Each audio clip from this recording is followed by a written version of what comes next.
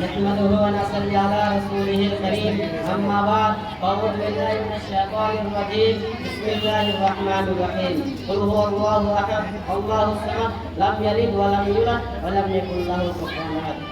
معزز اساتذہ، مہمان گرامی اور میرے پیارے ساتھیوں، آج کے اس 15 اگست میں میرا موضوع کا نام ہے 15 اگست۔ آج کا دن صرف ایک تاریخ نہیں بلکہ یہ دن ہے قربانیوں کی یاد کا، جس پر حب وطنی کا اور آزادی کی قدر کرنے کا۔ 15 اگست وہ دن ہے جب ہمارا پیارا وطن ہندوستان انگریزیوں کی صدیوں پرانی غلامیوں سے آزاد ہوا۔ ہمیں آزادی ہی نہیں ملی بلکہ لاکھوں جانے گئے، ہزاروں قربانیاں ہوئی اور نہ جانے کتنے سپنوں نے شہادت کا جام دیا۔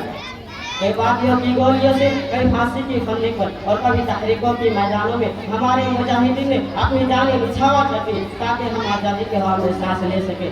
آج کا دن ہمیں یاد دلاتا ہے مولانا ابوالکلام آزاد کی تقریریں، مہاتما گاندھی عدم تشدد، سبھاش چندر بوس کا نعرہ تم مجھے خون دو میں تجھے آزادی دوں گا، اور بھگت سنگھ کا پھانسی کا جانا، یہ سب صرف تاریخ نہیں، یہ ہمارے لیے سبق ہے کہ ہم اپنے وطن سے محبت کریں اور اس کی خدمت کریں۔ ساتھیوں، آزادی صرف انتظام نہیں بلکہ یہ ذمہ داری ہے۔ ہم سب کو اپنی کردار سے ثابت کرنا ہے کہ ہم اس ملک کے سچے اور وفادار شہری ہیں۔ ہمیں چاہیے کہ ملک میں امن اور بھائی چارے کو فروغ دیں، حکومت واریت اور نفرت سے دور رہیں، تعلیم حاصل کریں اور دوسروں کو بھی سکھائیں، اپنے وطن کو صاف، محفوظ اور خوشحال بنائیں۔ ہم سب مل کر نیا بھارت بنا سکتے ہیں، ایسا بھارت جو علم، اخلاق، ترقی میں دنیا بھر کے مثال ہو۔